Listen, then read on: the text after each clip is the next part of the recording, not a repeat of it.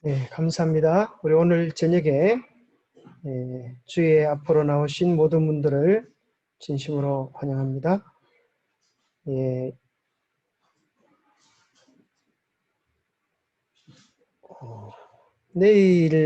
내일은 우리 이민재 형제가 우리 그 삼육식품에 이제 한번 가서 답사를 갑니다. 그래서 여러분들이 취업이 잘 돼가지고 믿음도 잘하고 또 교회 안에 일꾼이 되도록 좀 많이 기도를 부탁드립니다. 네, 그리고 오늘 저녁에 오신 분들은 나갈 때 나중에 1층에 보면은 단감이 있습니다. 옆집 아저씨가 단감이 비록 못생겼지만은 달다고 이웃과 나눠 먹는다고 가지고 왔습니다. 여러분 나중에 나갈 때 좀 가져가시기 바랍니다. 자, 오늘은 누가복음 16장에 나오는 예수님의 비유 부자와 나사로. 자, 우리 성경절 한번 읽어보겠습니다. 제가 홀수절 읽고 여러분들께서 짝수절의 말씀을 한번 읽어보시겠습니다. 한 부자가 있어 자색 옷과 고운 베옷을 입고 날마다 호화로이 연락하는데 나사로라 이름한 거지가 언제를 나른다. 그 부자의 대문에 누워 부자의 상에서 떨어지는 것으로 배불리려 하며 심지어 개들이 와서 그 헌대를 할더라. 이에 그 부자가 죽어 천사들에게 받들려 아브라함의 품에 들어가고 부자도 죽어 장사되매 제가 음부에서 고통 중에 눈을 들어 멀리 아브라함과 그의 품에 있는 나사로를 보고 물러가되 아버지 아브라함이여 나를 긍휼히 여기사 나사로를 보내어 그 손가락 끝에 불을 찍어 내 혀를 서늘하게 하소서. 내가 이 불꽃 가운데서 행하나이다. 아브라함이 가로되 예 너는 살았을 때에 내 좋은 것을 받았고 나사로는 고난을 받았으니 이것을 기억하라. 이제 너는 여기서 위로를 받고 너는 고민을 받느니라. 이뿐 아니라 너희와 우리 사이에 큰 구렁이 끼어 있어 여기서 너희에게 건너가게 할 수 없고 거기서 우리에게 건너올 수 없게 하느니라. 가로되 그러면 구하노니 아버지여 나사로를 내 아버지 집에 보내소서.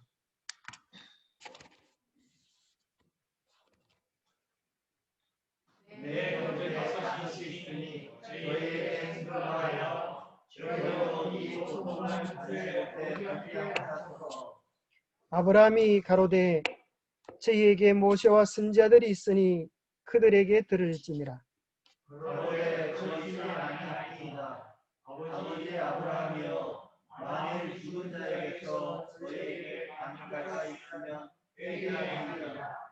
가로되 모세와 선지자들에게 듣지 아니하면 비록 죽은 자 가운데서 살아나는 자가 있을지라도 권함을 받지 아니하리라 하였다 하시니라.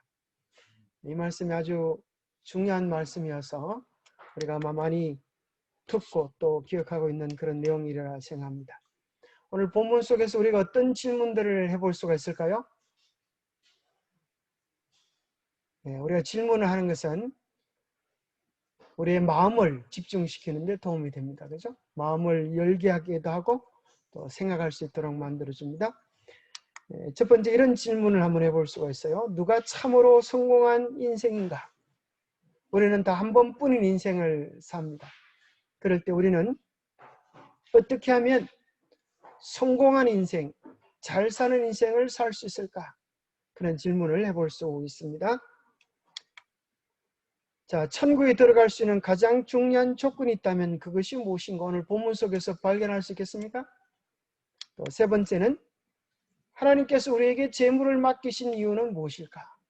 이런 내용도 오늘 본문 속에서 다룰 수가 있습니다. 하나님께서 왜 우리에게 각기 다른 재능과 또 재물과 은사들을 우리에게 주시는가? 이런 것들을 생각해 볼 수 있게 됩니다. 자, 네 번째는 천국은 죽은 자와 마주보는 곳인가? 이런 질문도 해볼 수가 있겠죠. 또 다섯 번째는 부자는 이름이 없는데 왜 거지의 이름은 나사로인가? 그런 질문도 해볼 수 있습니다. 나사로가 들으면 기분이 좋겠는가? 하필 왜 자기를 거지라고 그러나 이렇게 할 수도 있습니다. 여섯 번째는 자, 부자의 제안은 얼마나 타당한가? 이 부자가 무슨 제안을 했어요?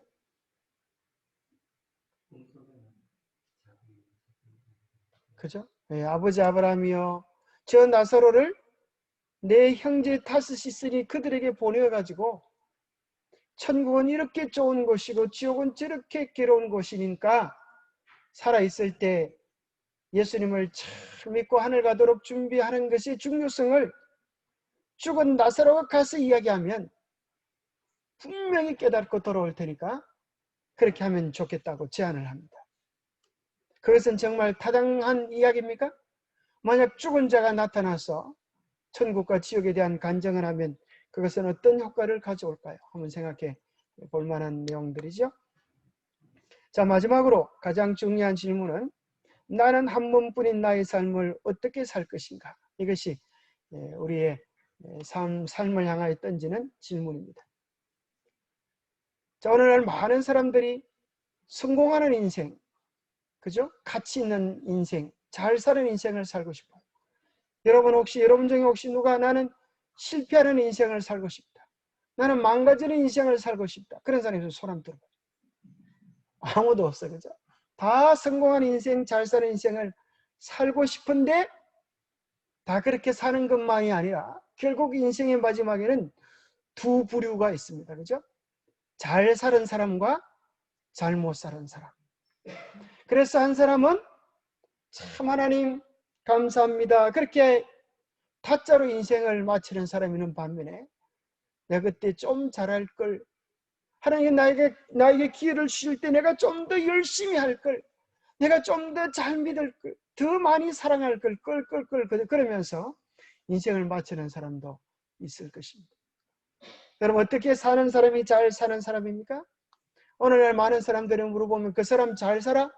그렇게 물어보면 많은 사람들이 돈이 좀 있으면 그 사람 잘 살아, 그렇게 얘기하고, 돈이 좀 없으면 그 사람 찌리도 못 살아, 그렇게 얘기합니다. 그러나 그것은 가치 판단이 틀린 것입니다. 오늘 성경에 보니까 부자가 잘 살았다 그래, 못 살았다 그래. 부자가 살기는 잘 살았는데 막판에 보니까 멸망의 구렁텅이에 빠져버렸어요. 그러니 영원한 관점에서 보면 그는 실패자인 것입니다. 성경에서 잘 살았다고 하는 것은, 잘 살았다고 하는, 우리가 생각하는 잘 살았다고 하는 것은 돈 많게 살았다는 것이 잘 살았다는 의미가 아니에요. 잘 살았다고 하는 것은 어떻게 사는 것일까요? 사랑하며 사는 것입니다. 그죠? 사람이라고 하는 말의 뜻은 사랑에서 왔다 그래요. 산다고 하는 것은 곧 사랑하는 것입니다. 하나님을 참으로 사랑하고 이웃을 참으로 사랑하는 것, 그것이 십계명의 요지이고 하나님께서 우리에게 바라시는 뜻입니다. 그래서 우리가 하나님의 사랑을 가지고 이웃을 사랑하고 형제를 사랑하고 하나님의 사랑의 통로가 되어 살 때 하나님은 그를 향하여 잘 살았다고 이야기합니다. 그래서 얼마 전에 아주 우리 한국을 진동시켰던 이 나훈아, 여러분 테스 형 노래 들어보셨어요? 사람들이 왜 그렇게 테스 형 듣나 싶어가지고 저도 한번 검색을 해봤어요. 테스 형이 도대체 뭔가? 그래 보니까 이 가사 중에 테스 형이라고 하는 노래를 나훈아가 작사 작곡을 부르겠어요. 이 사람 아주 참 대단한 것 같아요. 작사도 작곡도 했는데 그 가사에 보면 이런 게 나와요. 어쩌다가 한바탕 턱 빠지게 웃는다. 인생 살다 보면 이렇게 웃을 때가 좋다는 거예요. 그리고는 그 아픔을 그 웃음에 묻는다. 웃는 날은 잠깐이고 그 왜 웃는가 하면 웃음을, 슬픔을, 아픔을 잊어버리려고 이렇게 한 번씩 웃는다는 거예요.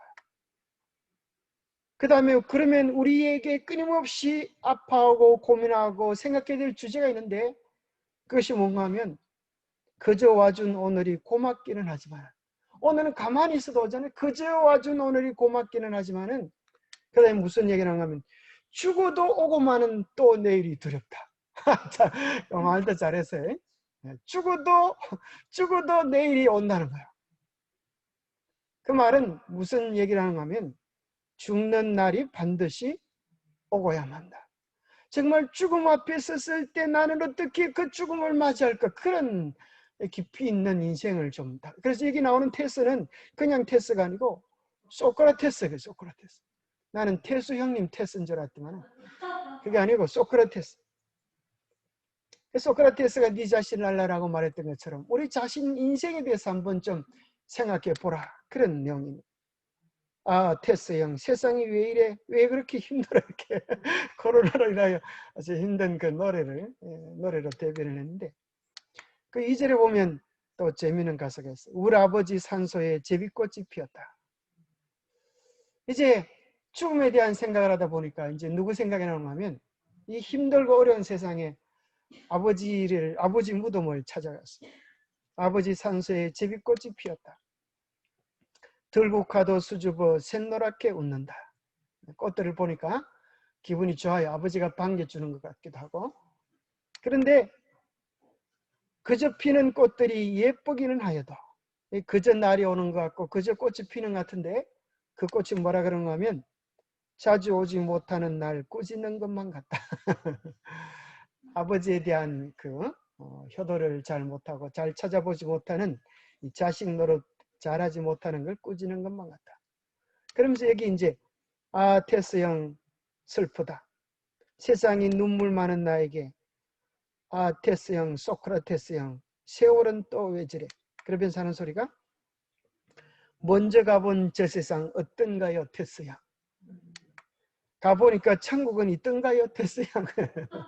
이것이 이제 인간의 궁극적인 고민인 것입니다. 먼저 간 사람들에게 묻고 싶어요. 저 세상은 어떻고? 그곳에 정말 천국이 있는지 없는지. 이렇게 괴로운 세상 살다가 인생이 끝나는데 중요한 것은 천국이 있다면 나도 천국에 가야 될 텐데 천국은 정말 있습니까? 하는 그런 질문을 철학적으로 묻는 그런 내용입니다. 그럼 태생한테 물어가지고 답이 될 게 아니에요. 누구한테 물어야 돼요? 오늘 성경 속에 누가복음 16장에 답이 있는 것입니다. 테스 형도 풀지 못했던 그 인생의 수수께끼에 대한 답이 오늘 본문 속에는 있는 것입니다. 자, 첫 번째 아주 중요한 질문이 우리에게 던져집니다. 그리스도께서는 부자와 나사로의 비유를 통해 사람들의 영원한 운명은 저희가 이 세상에서 어떻게 사느냐에 따라 결정됐다는 것을 보여주셨다. 아, 참 중요한 거죠. 오늘 성경은 우리에게 이야기합니다. 너 인생은 잠시 왔다 가는 나그네 길이 아니라 영원을 준비하는 시간이라는 거야. 영원히 존재한다는 거야. 오늘 우리에게 주어진 시간들을 어떻게 사냐에 따라서 우리는 영원한 행복의 나라에 들어가기도 하고 영원한 사랑의 나라에 들어가기도 하고 영원한 기쁨의 나라에 들어가기도 하고 반대로 영원히 끝장나는 운명이 될 수 있다는 거예요. 그 차이가 뭐라고요? 오늘을 어떻게 사는가, 어떻게 생각하는가가, 어떻게 사는가. 여러분, 생각하는 게 중요합니까? 사는 게 중요합니까? 대부분 사람들은 생각하는 대로 살아가지만 사실은 생각만 하고 안 하는 사람들도 많아요. 그렇습니까? 희한하죠. 다이어트는 언제부터 해요? 내일부터. 생각만 하지 않았다는 거예요.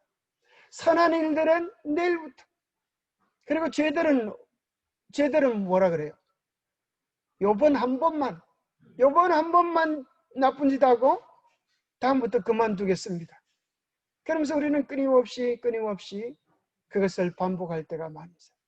그래서 중요한 것은 생각하는 것도 중요하지만 마음 먹는 것도 중요하지만 결단하는 것도 중요하지만 궁극적으로는 무엇이 결정하는 거예요? 어떻게 사는가. 삶의 열매로 그들의 운명이 결정되는 것입니다. 그래서 우리 인생은 지나가는 것이 아니라 뭐예요? 쌓여가는 것, 익어가는 것입니다. 가을이 되어서 감이 익듯이 사과가 익듯이 배가 익듯이 우리 인생의 가을에도 이제 익어가는 것입니다. 그리스도께서는 부자와 나설의 비유를 통해 사람들의 영원한 운명은 저희가 이 세상에서 어떻게 사냐에 따라 결정된다는 것을 보여주셨다. 은혜의 기간에 하나님의 은혜가 각 사람에게 제공된다. 우리가 살아있는 동안이 은혜 기간이에요.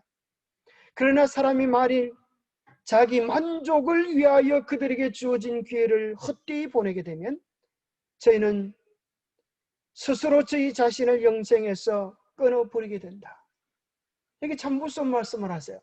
어떻게 사는 것은 멸망의 길이다? 이게 뭐라고 딱 한마디로 이야기해줘요? 답을 한번 찾아보세요. 어떻게 사는 것은 멸망의 길이다? 그죠? 자기 만족. 그럼 자기 만족을 위해서 살기 쉬워요? 어려워요? 우리는 살았다 하면 누구 만족이야? 자기 만족이야. 심지어 자기라고 불리는 자기 마음도 못 알아주고 자기 만족만을 위하여 살아갈 때가 많이 있어요. 그런데 성경은 이야기하기를 그렇게 살아가는 것은 잘 사는 거다 아니다? 아니다는 거예요. 그것은 헛되게 사는 것이고 그것은 저희 자신을 영생에서 끊어버리는 것이다. 오늘 어떤 사람이 여기에 대하여 항의를 할지 모르겠어요. 나는 예수님 믿는데요. 여러분, 예수님 믿으면서도 자기 만족을 위하여 살아가면 어떻게 될까요? 자, 예수님 믿는다고 하는 것이 그를 영생에 연결시켜 줄 수 있을까요? 여러분 어떻게 생각하세요? 사실은 그의 주장이 가짜라고 하는 것입니다. 정말 예수님을 알고 사랑한다고 하면 이제는 더 이상 그렇게 살아갈 수가 없다. 그래서 사도 바울은 고백하기를 살아도 주를 위하여 살고 죽어도 주를 위하여 죽나니 사나 죽으나 우리가 주의 것이로다 그렇게 고백해서 예수님의 사랑을 알면 더 이상 자기 만족, 자기 쾌락을 주인으로 모실 수가 없는 거예요. 그래서 우리는 우리 마음의 주인을 주님으로 모시든지 아니면 나의 배를 신으로 모시든지 둘 중에 한 가지입니다. 그죠? 배를 신으로 모시든지. 그래서 빌립보서에 보면 많은 사람들이 저희가 십자가의 원수로 행한다 그랬어요. 십자가의 원수가 뭔가? 그것은 자기 배를 신으로 섬기는 것을 이야기합니다. 자기 욕망, 자기 만족, 자기 기쁨 그것을 위하여 살아가는 것을 오늘 이 세상은 당연시 여기고 그렇죠? 그렇게 살아가고 싶어. 젊은 사람들 보고 물어보면 자네 꿈이 뭔가 소원이 뭔가 물어보면 많은 젊은이들이 이렇게 얘기해. 많은 어린아이들이 나는 부자가 되고 싶어요. 나는 돈을 많이 벌고 싶어요. 그럼 너는 왜 부자가 되고 싶어? 그렇게 물어보면 내 하고 싶은 거 다 해보고 싶거든요. 먹고 싶은 거 다 먹어보고 싶거든요. 결국 뭐가 주인이에요? 자기 자신의 욕망이 주인인 것입니다. 그러나 성경이 이야기하기를 그렇게 살아가는 것은 잘못 사는 것이다. 그렇게 사는 것은 헛되이 사는 것이다. 그렇게 사는 것은 우리를 위하여 당신의 생명을 주신 예수 그리스도의 사랑을 모르는 것이다. 아니 그것은 십자가의 원수로 사는 것이다. 그렇게 이야기해 주는 것입니다. 죽은 후의 유예 기간은 어느 누구와도 어느 누구에게도 주어지지 않는다.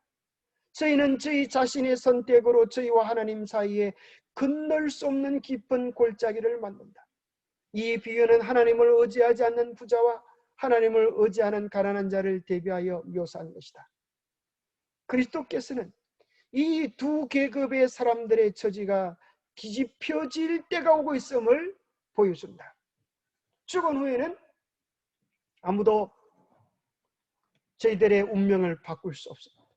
저희들의 운명을 바꿀 수 있는 유일한 시간은 살아있을 때. 살아있을 때 우리가 어느 것을 선택하냐에 따라서 우리는 영혼을 바꿀 수 있습니다. 모든 탐심은, 자 이게 참 무서운 말씀이요. 모든 탐심은 우상을 숭배한 죄로 선고된다. 모든 이기적인 방종은 하나님 앞에 죄가 된다. 이 말씀 마치 무슨 말씀과 동하면 사울에게 선제를 통하여 아말렉을 다 진멸하라 그랬어요. 그죠? 그런데 사울이 보니까 죽이기에 좀 아까워 좋은 것을 남겨놨어요. 선제가 와서 보니까 아니 왜 안 죽이고 남겨놨습니까? 그러니까 뭐라 그래요? 그래서 하나님께 제사를 드리려고 가장 좋은 것을 남겨놨습니다. 그때 했던 말이 이거예요. 선제가. 그죠? 불순종한 것. 그죠? 그런 것은 고집은 우상을 숭배하는 죄와 같고, 이기적인 것은, 이기적인 삶은 하나님 앞에서 죄가, 이기적인 방종은 하나님 앞에서 죄가 된다는 것입니다. 네, 그 말씀이 어느 말씀인지 한번 찾아볼까요? 자, 어디에 나올까요? 사무엘 선지자에 대한 내용이니까, 그죠? 한번. 자.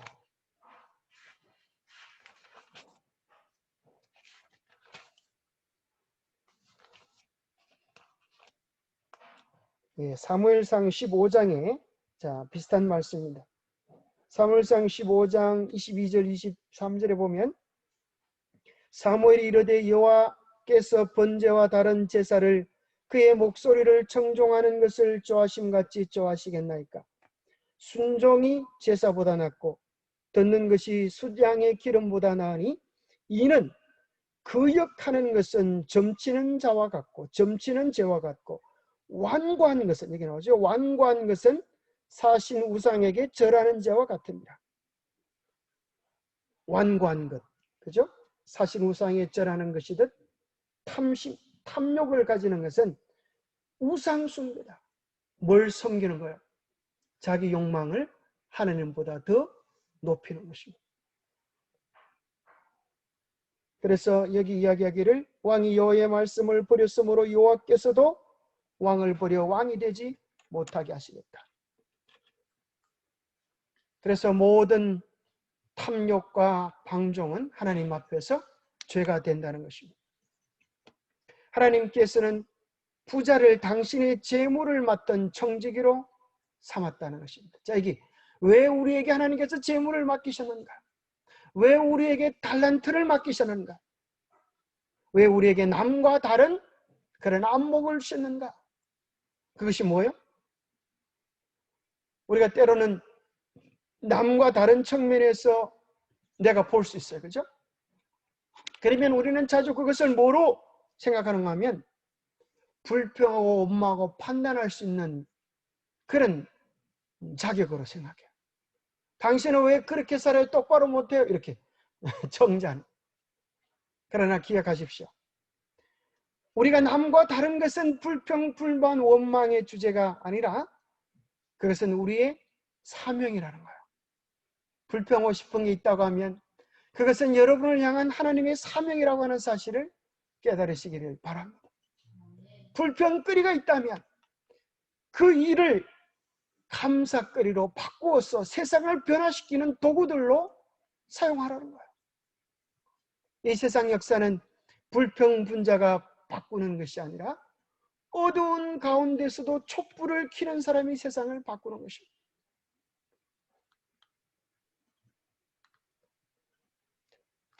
우리는 다 하나님 앞에서의 청지기 드린 것입니다. 남들이 가지지 않은 어떤 것을 가졌다고 하면 그것은 우리의 사명입니다. 그래서 남들이 가지지 않은 어떤 것으로 우리는 세상을 아름답게 하고 다른 사람을 도와주면서 그리스도의 사랑의 향기를 나타낼 수 있는 것입니다. 그는 하나님께서 세우신 청지기였기 때문에 그지와 같은 처지에 있는 사람들을 돌보는 것이 그의 의무였다. 다음과 같은 명령이 주어졌다. 너는 마음을 다하고 성품을 다하고 힘을 다하여 내 하나님 여호와를 사랑하라. 이웃 사랑하기를 내 몸과 같이 하라. 부자는 유대인이었으므로 하나님의 명령을 잘 알고 있었다. 부자가 되었다고 해서 죄인은 아닌 것입니다. 그러나 그 재물을 하나님이 원래 맡겨주신 원래의 목적을 위하여 사용하지 않을 때, 자기만을 위하여 사용할 때 그것은 죄가 되는 것입니다. 그러나 그는 자기가 맡은 재물과 재능에 대해 회개해야 한다는 사실을 잊어버렸다. 주의 축복이 그에게 풍성히 임했으나 그는 그 축복으로 자기의 창조주를 높이는 대신에 자신을 높이는 일에 사용하였다. 그는 축복을 받은 만큼 인류의 향상을 위하여 그 선물을 사용할 의무가 있었다. 이것이 하나님의 명령이었건만 부자는 하나님에 대한 자기의 책임을 생각지 않았다. 우리도 그럴 수 있어요. 꼭 재물만이 아니라 우리가 가진 어떤 것을 통하여 하나님께서 세상을 아름답게 하라고 명령해 주시는 것입니다. 우리의 재능들을 통하여, 우리의 은사들을 통하여 우리는 세상을 충분히 아름답게 할 수 있습니다. 구주께서는 그들의 생각을 잘 아시고 그 중요한 진리를 그들에게 가르쳐 주기 위하여 비유를 그들의 선입주견에 따라 구성하셨다. 그들이 어떤 생각을 가졌습니까? 어떤 생각을 아시고 이 비유를 하신 것이죠? 죽은 자가 영혼이 있다. 그런 생각들이 그 당시에도 가지고 있고, 또 어떤 한 생각이 있었는가 하면 같은 장 13절에 보면 집 하인이 두 주인을 섬길 수 없나니 혹 이를 미워하고 저를 사랑하거나 혹 이를 중히 여기고 저를 경히 여깁니다. 너희는 하나님과 뭘요? 재물을 겸하여 섬길 수 없느니라. 이 세상에 수많은 우상들이 있는데 하나님은 딱 한 가지로 우상의 두목을 누구로 딱 지적해 주시는가 하면 예수님께서 하나님과 누구요? 재물을 딱 두 가지를 대조시키라는 거. 재물이라고 하는 것을 만몬이라고도 표현할 수 있죠. 그것이 재물의 신. 오늘날 세상에 수많은 사람들의 경배를 받는 것이 만몬입니다. 그죠? 돈 그러다가 돌아버린 사람들이 한둘이 아니야. 돈만 벌 수 있다고 하면 무슨 짓이든 할 수 있는 사람들이 많이 있습니까? 무서운 세상인 것입니다. 마치 교회 안에서도 돈을 많이 가진 것이 축복을 많이 받은 근거가 되는 양, 그렇게 생각되기도 하는 것입니다. 그래서 때로 많은 사람들이 큰 교회를 좋아합니다. 우리나라 사람들은 뭔 큰 거를 좋아하는 민족인지, 그죠? 한도 얼마나 대한민국 이렇게 강도 큰 강, 그죠? 한강이 여러분 이렇게 한이 많은 뭐 큰, 우리나라는 큰 걸 좋아. 교회도 그죠? 큰 교회들 복 받은 교회라고 생각하고 큰 교회 가기를 좋아. 그러나 하나님은 그런 것만은 아닙니다. 하나님 눈에서는 큰 교회, 많은 교회를, 많은 사람이 다니는 교회를 좋아하는 것이 아니라 하나님은 진리를 사랑하는 백성, 말씀에 순종하는 백성들을 좋아합니다. 그 당시나 지금이나 돈은 수많은 사람들의 깊은 관심 분야.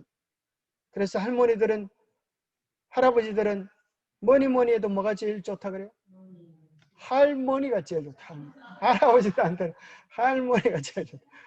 사람들이 뭐니 해도 뭐니밖에 몰라요. 여기 보면 바리새인들은 돈을 좋아하는 자들이라. 이 모든 것을 듣고 비웃기 때문에 예수님은 그 당시 알려진 비유를 통하여 부자라고 해서 다 복받고 부자라고 해서 다 천국 가는 것 아니라고 하는 사실을 이야기해 주는 겁니다. 큰 교회 다닌다고 해서 다 천국 가는 것 아니고 작은 교회 다닌다고 해서 다 천국 가는 것도 아니라는 거예요. 우리의 마음이 진정으로 예수 그리스도를 사랑하고 그 정신으로 오늘 우리의 삶이 꼴지어져 가고 있는가 하는 것을 물으십니다. 우리의 마음의 주소를 물으시는 거예요. 우리의 삶의 현장을 주님께서 물으십니다. 우리는 마음만 먹다가 천국 갈 수도 있을까요? 내가 마음만 먹다가, 물론 마음 안 먹는 사람보다 낫겠지만 중요한 것은 우리에게 실천력도 필요한 것입니다. 그리스도께서는 사람이 죽은 후에 다시 구원을 얻을 수 있는 기회를 갖지 못한다는 것을 청중들에게 이해시키고자 하셨다. 기회는 이 땅에서밖에 없는 것입니다. 그래서 비유에 보면 이런 게 나오죠. 이뿐 아니라 너희와 우리 사이에 큰 구릉이 끼어 있어 여기서 너희에게 건너가고자 하되 할 수 없고 저기서 우리에게 건너올 수도 없게 하였나니라. 그리스도께서는 이 말씀으로써 사람이 제2차 유예 기간을 바라는 것은 쓸데없는 일이라고 설명해 줬다. 현시에서만 사람에게 영생을 준비할 기회가 주어진다. 여러분, 이 둘 사이는 큰 구릉은 무슨 구릉일까요? 뱀 구릉일까요? 무슨 구릉이에요? 구릉이 이름이 무슨 구릉이에요? 잘 모르시죠? 제가 알려드리겠습니다. 이게 무슨 구릉인가 하면 불순종의 구릉입니다. 여러분 책에 잘 보시면 나와요. 순종과 불순종이 큰 구릉을 만들어서 건너갈 수 없게. 그래서 순종할 수 있는 때는, 죄를 끊어버릴 수 있는 때는, 주님께 우리의 마음을 돌이킬 수 있는 때는 죽어서가 아니라 오늘 살아서 우리가 이 구릉을 건너갈 수 있습니다. 오늘 내 삶이 불순종 가운데 있었다 할지라도 살아있을 때 이 강을 건너갈 수 있습니다. 죽고 나서는 건널 수 없는 구릉이 되는 것입니다. 부자는 자기가 아브라함의 아들이라는 생각을 저버리지 않았으므로 고통 가운데서도 아브라함에게 도움을 요청했다. 그는 아버지 아브라함이여 나를 긍휼히 여기사라고 기도했다. 자, 이게 중요한 포인트가 나옵니다. 그는 하나님께 기도하지 아니하고 아브라함에게 기도했다. 그리하여 그는 아브라함을 하나님보다 높였고 자기의 구원을 위하여 아브라함과의 관계를 의지하였다.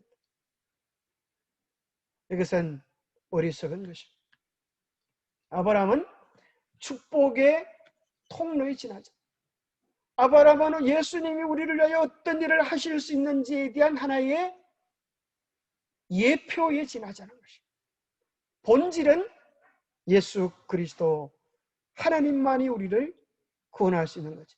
천하 인간에게 구원 얻을 만한 다른 이름을 우리에게 주신 일이 없는 것입니다. 그래서 이것은 다시 한번 비유라고 하는 사실을 확인해 주는 것입니다. 아브라함의 품에 들어갔다.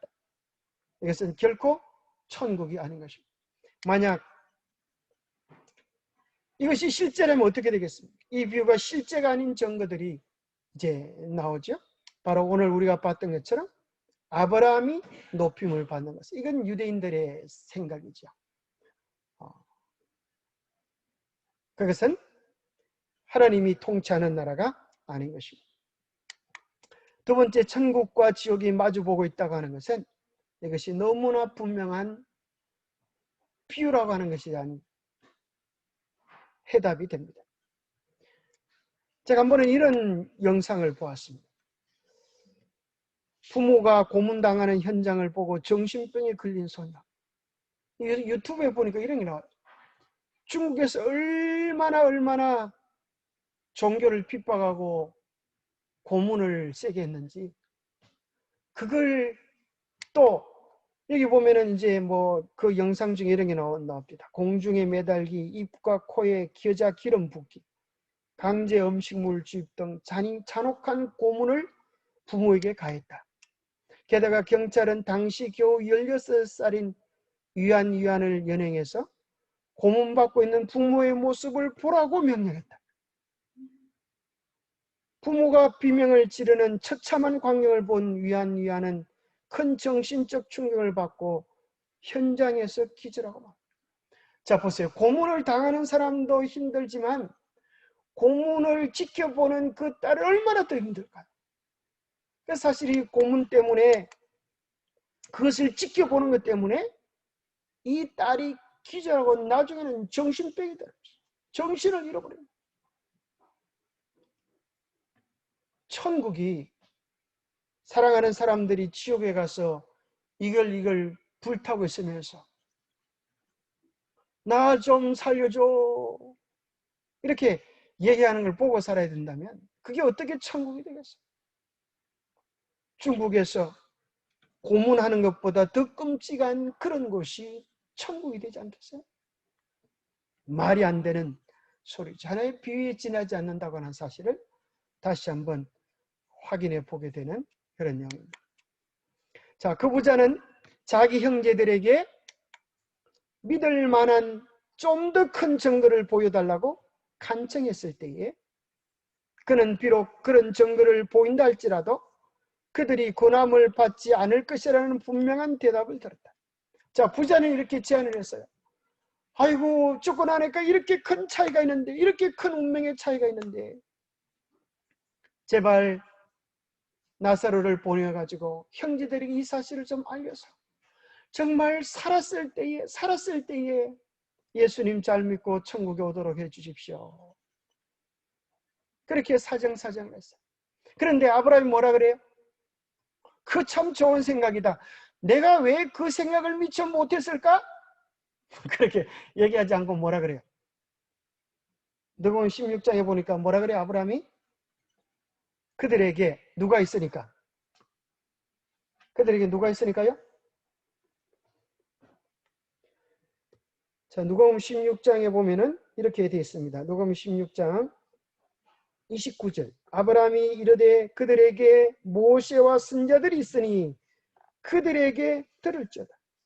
그러니까 30절에 뭐라 하면 이르되 그렇지 아니합니다. 그렇지 않습니다. 아버지 아브라함이여 만일 죽은 자에게서 그들에게 가는 자가 있으면 회개하겠습니다. 이르되 모세와 선자들에게 듣지 아니하면 비록 죽은 자 가운데서 살아나는 자가 있을지라도 근함을 받지 아니하리. 지금 둘이 싸워요. 그죠? 부자와 아브라함이 논쟁을 하는 거예요. 아브라함 이야기하니까 아이고 아브라함도 잘 모르시네요. 그게 아닙니다. 죽은 자가 살아나서 이야기해주면 분명히 믿을 것입니다.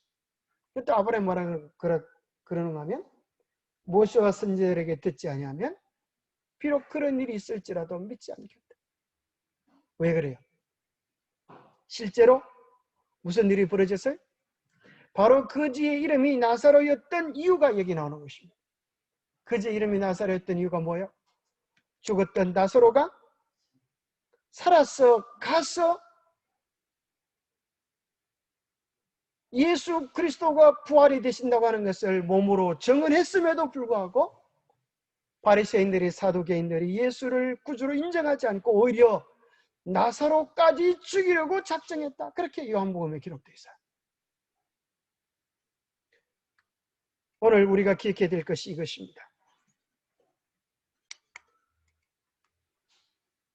우리가 성경 말씀을 통하여 진리를 받아들이지 않는다면 어떤 기적이 일어난다 할지라도 죽은 자가 살아나서 우리에게 이야기해주는 일이 있다 할지라도 우리의 마음이 변화되지 않을 거라고 하는 사실을 기억하십시오.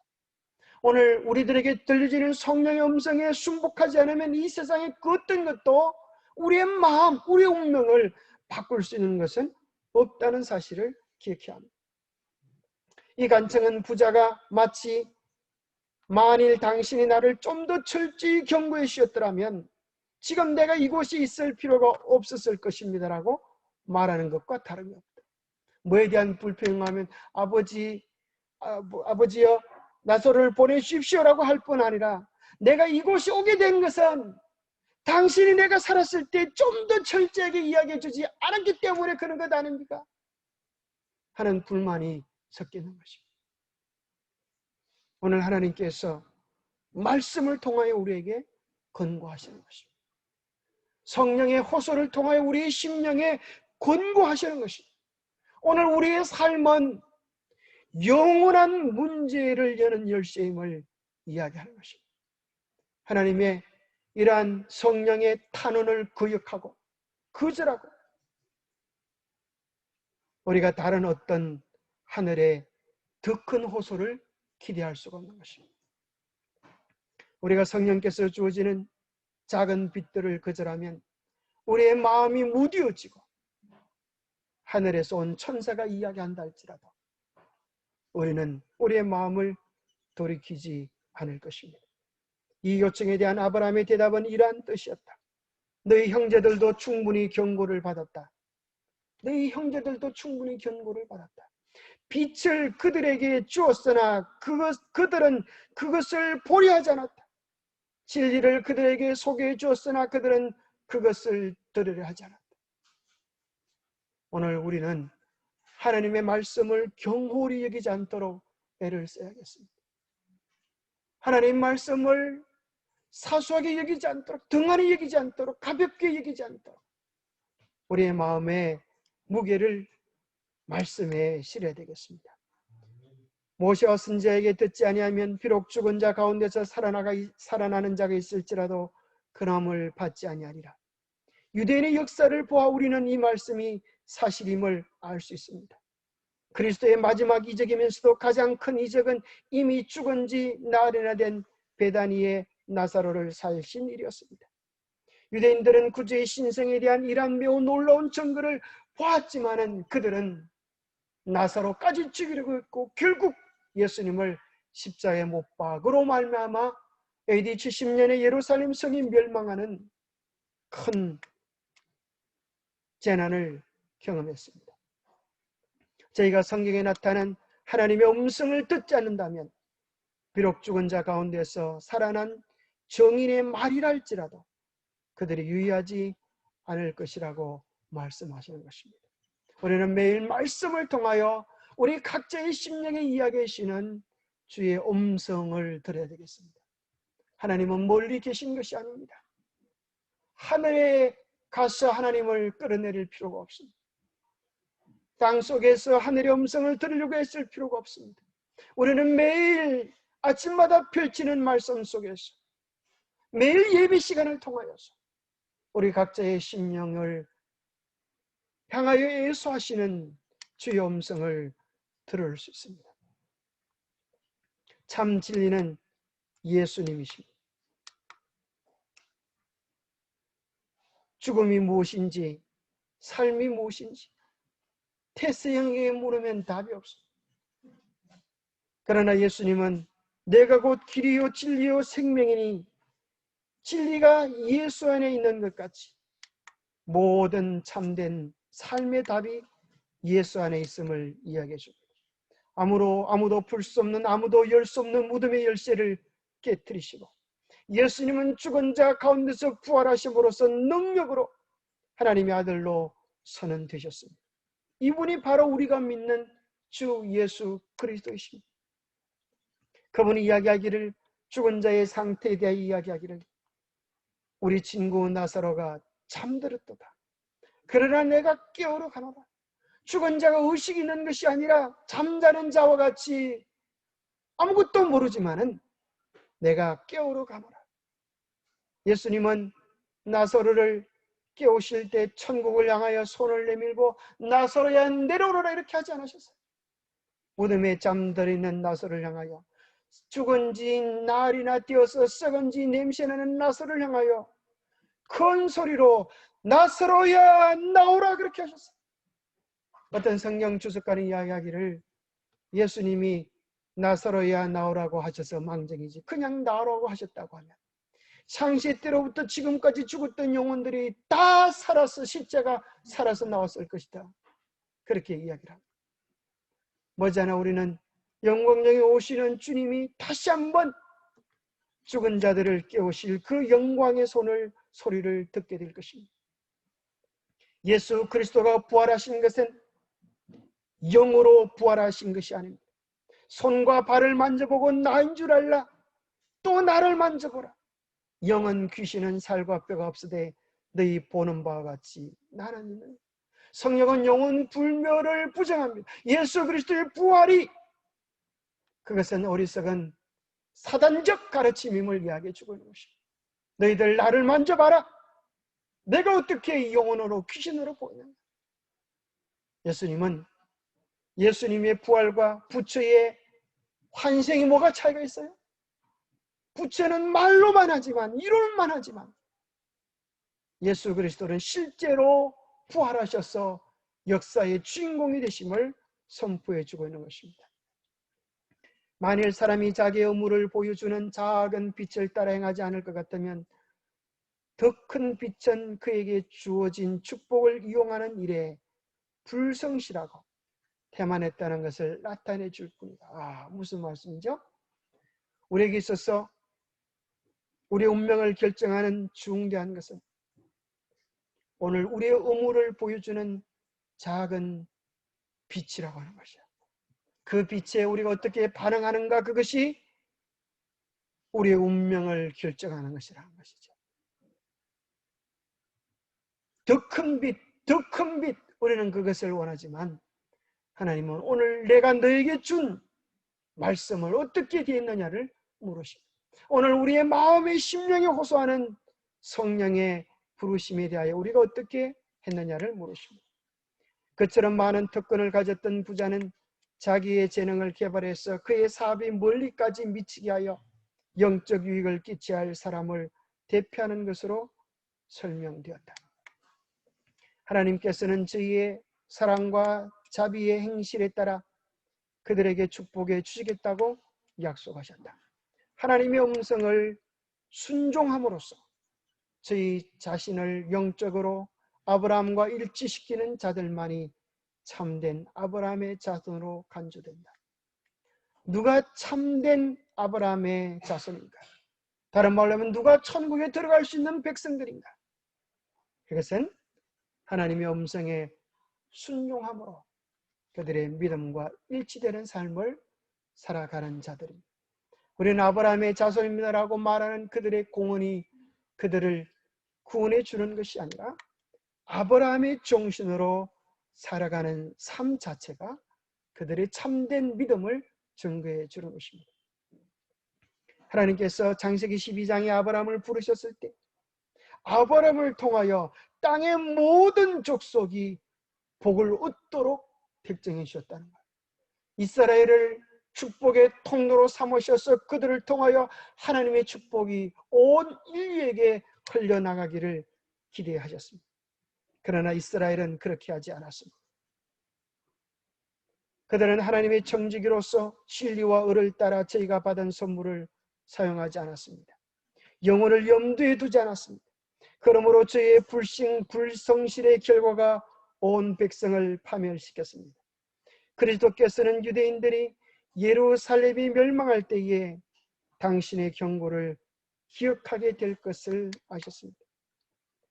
실제로 그렇게 되었습니다. 이스라엘은 자신들만을 위하여 복음을 간직하는 것 때문에 그 복음이 재앙이 되어버렸습니다. 예루살렘에 재앙이 내리고 백성이 기아와 온갖 고통을 당하게 되었을 때 그들은 그리스도께서 하신 이 말씀을 기억하고 그 비유의 뜻을 깨닫게 되었다. 그들은 하나님께로부터 받은 빛을 세상에 비추는 일을 등한히 함으로써 죄를 자취했다. 11번 모든 기회와 편의를 제공해 주었음에도 불구하고 재창조함을 받지 못한 자들을 재창조하시기 위하여 하나님께서는 이적을 행하시지 않으신다. 이 말이 무슨 말인가 하면 하나님께서 오늘 우리를 재창조하시기 위하여 모든 기회와 편의를 제공하시고 계시다는 거예요. 우리는 예수님 재림하실 때 나의 고약한 성질도 변화되지 않겠습니까? 이렇게 생각하지만은 그때 그렇게 되지 않는다는 거예요. 오늘 성령이 끄시며 우리의 마음을 온전히 드리고 예수 그리스도께서 내 마음의 주인이 되는 삶을 매일매일 온전히 경험할 때 오늘 우리의 삶에서 재창조 역사가 일어날 수 있음을 이야기합니다. 이 세상에 사는 날 동안 그는 하나님 안에서 즐거워하지도 않았고 하나님을 섬기는 일에 기쁨을 찾지도 못했다. 그의 품성은 하나님과 조화되지 못했으므로 그는 하늘 가정에서 즐거워할 수 없다. 오늘날 이 세상에는 스스로 어렵다고 하는 계층에 속한 사람들이 있다. 그들은 폭식가도 아니며 술주정꾼도 아니다. 그들은 하나님을 믿지 않은 불신자들도 아니다. 무슨 말씀이죠?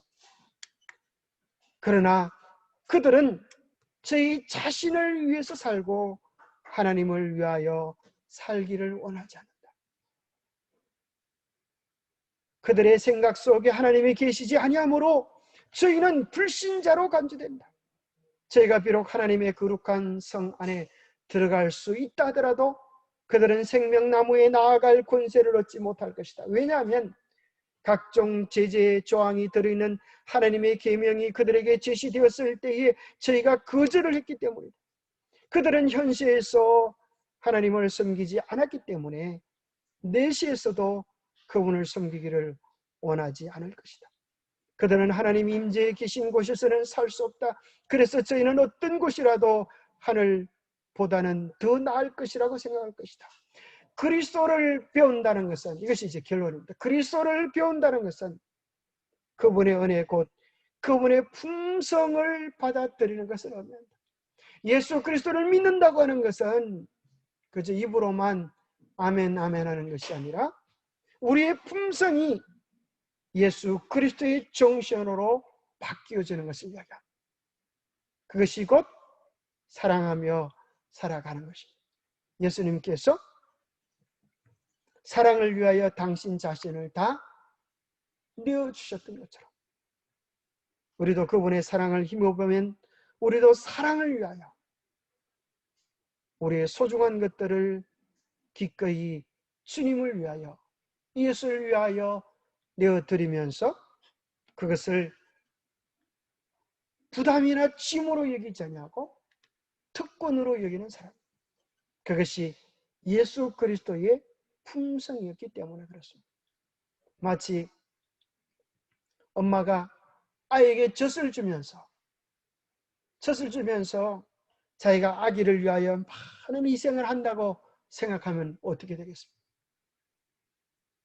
엄마의 피가 젖으로 변한다는 거예요. 피를 나눠주는, 생명을 나눠주는 거예요. 그런데 엄마는 자기의 피를 뺏어가는 놈을 허필기로 보지 않고 세상에서 어느 것과도 견줄 수 없는 가장 사랑스럽고 존귀하고 소중한 존재로 여기면서 그 아이를 사랑하고 돌볼 수 있는 것을 최고의 기쁨으로 여기면서 자기의 소중한 모든 것을 어린 생명을 위하여 내어주듯이 우리도 주님의 사랑을 알면 예수님의 마음으로, 어머님의 마음으로, 애미 마음으로 영혼을 대하고 돌보고 사랑할 수 있게 될 것입니다. 우리의 영원한 운명은 죽고 나서 결정되는 것이 아니라 오늘 우리의 하루하루가 영혼을 결정하는 것입니다. 진정한 부자는 돈이 많다고 부자가 아닌 것입니다. 뭐가 많은 게 부자예요? 사랑이 많은 사람이 부자입니다. 사랑이 많은 사람은 늘 나누어줄 게 있어요. 늘 반겨줄 게 있어요. 우리가 지난 이 별새꽃돌 그 탐사에 가가지고 그걸 배웠습니다. 우리가 어떻게 하면 스타가 될 수 있는가? 그걸 배웠어요. 스타가 되는 방법. 태양이 빛을 내기 때문에, 주기 때문에, 남에게 나눠주기 때문에 스타가 된다는 거예요. 하늘에는 수많은 별들은 다 태양처럼 나누어 주기 때문에 스타가 된다는 거예요. 받기만 하고 나눠주지 않으면 블랙홀이 되어서 빛을 빨아당기지만 그것은 빛을 낼 수가 없다. 우리가 나누어 주면 우리는 스타가 됩니다. 그렇죠? 영원한 하늘의 스타, 영원히 꺼지지 않는 하늘의 별. 그렇게 되려고 하면 우리가 예수 그리스도의 정신을 가지고 우리도 나누어 주며 사랑하며 베풀며 섬기며 봉사하며 살 때 하나님의 사랑받는 영원한 스타, 하늘의 이 땅에서는 혹 가난할지 몰라도 하늘의 부자로 하나님께 존귀 여김을 받게 될 것입니다. 우리 모두가 다 그렇게 살 수 있게 되기를 바랍니다. 기도하겠습니다. 하나님 아버지, 우리는 하늘에 대하여 부자입니까? 아니면 가난한 자입니까? 하나님, 우리의 삶이 우리 자신을 위하여는 언제나 너그럽고 참 많이 베풀 수 있었지만 정말 하나님을 위하여 이웃을 향하여 인색할 때가 많이 있었습니다. 하나님, 다시 한번 우리의 이기적인 마음, 탐욕적인 마음을 고백하오니 주여 불쌍히 여겨주시고 우리의 마음을 예수의 심정으로, 예수의 마음으로 바꾸어 주시옵소서. 오늘 우리가 살아가고 오늘 우리가 이 땅에 존재하는 이유는 나만을 위하여가 아니라 이 복음을 알지 못하는 많은 사람들에게 하나님의 사랑의 향기가 되기 위하여 존재하는 우리의 위대한 사명과 목적을 잃어버리지 않게 하여 주셔서 우리가 하나님의 사랑을 마음 가득 누리고 그 사랑을 삶으로 나타낼 수 있도록 도와주시옵소서. 그리하여 눈에 보이지 않지만 꽃의 향기가 많은 사람들을 행복하게 만들듯 우리의 삶에도 예수 그리스도의 향기가 같이 있어서 우리 주변에 있는 많은 사람들이 함께 행복하고 함께 기뻐하고 함께 천국을 맛볼 수 있도록 축복하여 주시옵소서. 우리로 예수를 사랑할 뿐 아니라 예수의 정신으로 살아갈 수 있도록 축복해 주시옵기를 우리 주 예수 그리스도 이름 어지하여 간절히 간구하옵나이다.